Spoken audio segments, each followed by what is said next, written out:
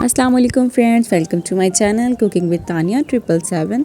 आज मैं आप लोगों के लिए लेकर आई हूँ बहुत ही मज़ेदार रेसिपी जो कि है रेशेदार शामी कबाब की रेसिपी। रमज़ान स्पेशल रेसिपी है और आप इसे स्टोर भी कर सकते हैं। आइए स्टार्ट करते हैं अपनी रेसिपी। इसके लिए मैंने सोप करके रख दी थी दाल जो है ओवर टू नाइट, पूरी रात के लिए मैंने इसको भिगो के रख दिया था और ये देखिए कितनी अच्छे से मोटी हो गई है। मैंने 1 कप जो है वो फुल दाल ले ली थी और यहाँ पे 2 बड़े कप जो है वो चिकन है। अच्छा, चिकन के जो पीसेस हैं वो मैंने बिल्कुल बारीक नहीं करवाए हैं। दाल को मैंने बहुत अच्छे से वॉश करके गर्म करने के लिए रख दिया। उसी में मैंने क्या किया है, चिकन को शामिल कर दिया है और चिकन के पीसेस मैंने इतने ही लिए हैं। आप देख रहे होंगे ये बोनलेस नहीं है। उसकी रीज़न ये थोड़ी सी मैंने हड्डियाँ रखवाई हैं, उससे ये है कि टेस्ट बहुत ज़्यादा अच्छा आता है। और यहाँ पर मैंने मसाले ले लिए, 1 चम्मच शामी कबाब का मसाला ले लिया है, थोड़ी सी कलौंजी और मैंने पिसा हुआ गरम मसाला और आधी चम्मच जो है नमक ले लिया। यहाँ पर 1 बड़े चम्मच धनिया पाउडर, आधी चम्मच जो है वो हल्दी और 1 चम्मच लाल मिर्च ले लिया और ये सूखा धनिया ले लिया, साबुत धनिया। ये तमाम मसाले जो हैं वो मैं शामिल कर दूँगी। जब मैंने चिकन और दाल को बॉईल करने के लिए रखा है तो मैं उसी में ही शामिल कर दूँगी। बहुत सिंपल सी रेसिपी है, इतनी झटपट रेडी हो जाएंगे, ज़्यादा टाइम भी नहीं लगेगा, आप 30 मिनट्स में कर सकते हैं। अच्छा, यहाँ पर आपको एक टिप देती जाऊँ कि अगर आपके पास इतना टाइम नहीं है कि आप दाल को ज़्यादा देर भिगो के रखें तो उसकी एक और टिप ये है कि आपने क्या करना है, दाल को गर्म पानी के अंदर, तेज़ गर्म पानी के अंदर दाल को भिगो के कवर करके रखते हैं, बहुत अच्छे से दाल सॉफ्ट हो जाएगी। और यहाँ पर मैंने 1 चम्मच जो है ना वो अदरक लहसुन का पेस्ट शामिल कर दिया और इसे बहुत अच्छे से मिक्स करेंगे। अच्छा, आपने ये ख्याल रखना है कि साइडों से जो है ना वो उसका मसाला आपने रिमूव करते रहना, ये ना सारा जो मसाला है वो साइडों पर लग जाए। साइडों पे मसाला लग जाएगा तो फिर उसमें क्या टेस्ट रहेगा, तो इस वजह से आपने चम्मच हिलाते रहना है और साइडों से जो है ना वो मसाला रिमूव होता है। अच्छा, आपने क्या करना है, इसको मीडियम आंच के ऊपर पकाना है और देखिएगा कितना अच्छे से सॉफ्ट हो जाएगा। यहाँ पे मैंने 1 कप दाल ली थी और नियर अबाउट 1 कप से ज़्यादा जो है वो मैंने चिकन ले लिया था और मैंने काफ़ी तकरीबन 3 कप जो है वो पानी शामिल कर दिया था। यहाँ पे 1 बड़ा चम्मच जो है वो टमाटर और 4 हरी मिर्चों का पेस्ट ले लिया और उसको भी मैं शामिल कर दूँगी इसी में।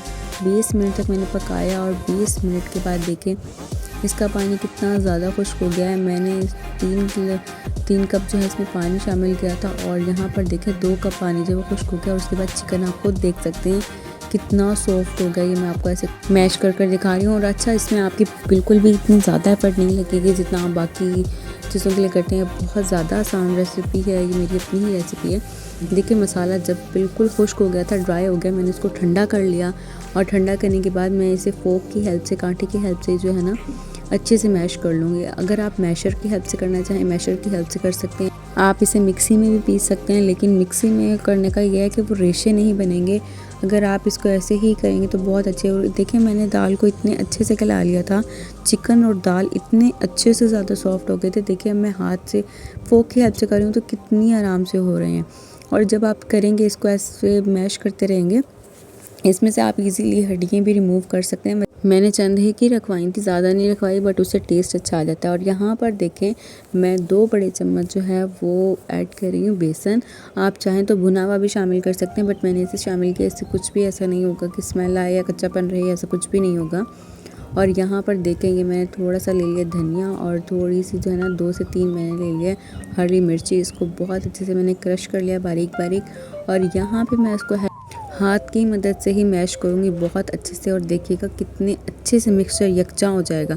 उसकी रीज़न ये मैं इस स्टेज पे चम्मच की हेल्प से नहीं कर सकती, ये ना हो कि कहीं पर जो है वो बेसन की गुठलियाँ रह जाएं। ये देखें बिल्कुल जैसे आटा गूंथते हैं ना, सेम मैं उस वे में कर रही हूँ कि हाथ को हर साइड से अपने मिक्सचर को जो है ना वो कंबाइन कर लेना है और बिल्कुल इसी तरीके से करना है जैसे मैं कर रही हूँ। अच्छे से हैंड को वॉश करें ताकि आप साफ़ सफाई का भी ख्याल रख सकें। और ये देखें कितना अच्छे से मिक्सचर जो है वो यकजा होंगे, आप खुद देख सकते हैं। और ये देखिए कितने अच्छे रेशे आपको नज़र आ रहे होंगे चिकन के, बहुत मज़ेदार हैं।